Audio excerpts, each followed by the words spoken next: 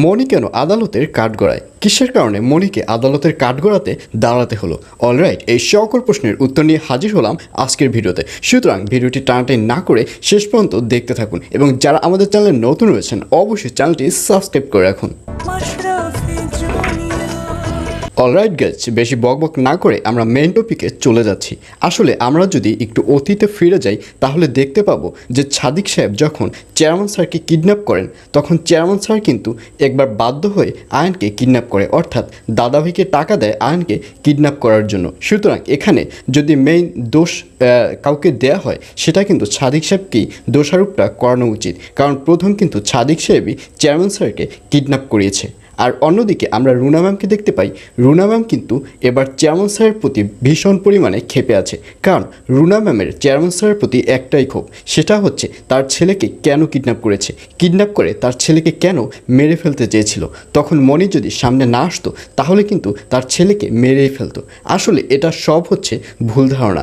আসলে রুনা ম্যাম জানেই না যে সাদিক সাহেব চেয়ারম্যান স্যারকে কিডন্যাপ করিয়েছে এবং চেয়ারম্যান স্যার বাধ্য হয়ে, অর্থাৎ চেয়ারম্যান স্যার সাদিক সাহেবকে শিক্ষা দেবার জন্য আয়নকে কিডন্যাপ করিয়েছে, কিন্তু ওখানে আয়নের কোনো ত্রুটিই কিন্তু চেয়ারম্যান স্যার করেনি। আয়নের টাইমলি খাবার দাবার, টাইমলি গেমস খেলা সব কিছুই কিন্তু চেয়ারম্যান স্যার আয়নকে দিয়েছে। আর এই সকল কিছু সাক্ষী আর কেউ না থাকলেও ওখানে কিন্তু মনি ছিল। সুতরাং মনি কিন্তু A to Z সবই জানে এবং এক পর্যায়ে মনি দেখতে পারবে যে চেয়ারম্যান স্যার আর রুনা ম্যামের যে মামলাটি রয়েছে এই মামলার কারণে কেউ একজন আজীবন জেলে থাকবে আর কেউ একজন জিতে যাবে।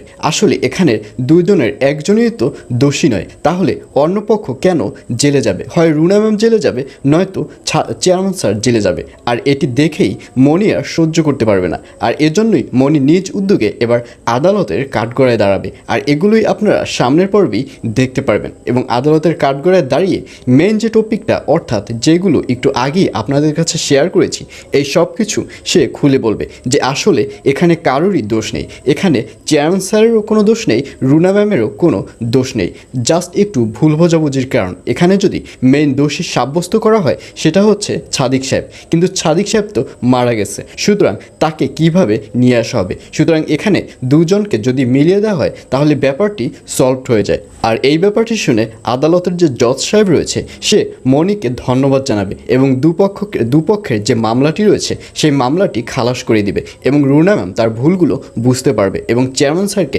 রুনা ম্যামের যে চেয়ারম্যান স্যারের যে কোম্পানিটি রয়েছে সেটি রুনা ম্যাম চেয়ারম্যান স্যারের হাতেই দিয়ে দিবে। আর এগুলোই আপনারা দেখতে পারবেন আগামী পর্বে। সুতরাং আমি মনে করি আপনারা বুঝতে পেরেছেন যে মনি কেন কাঠগড়ায় দাঁড়িয়ে আছে। তো ভিউয়ার্স, কথা না বাড়াই, সবাই ভালো থাকুন, সুস্থ থাকুন এবং যারা আমাদের চ্যানেলে নতুন রয়েছেন অবশ্যই চ্যানেলটি সাবস্ক্রাইব করে রাখুন।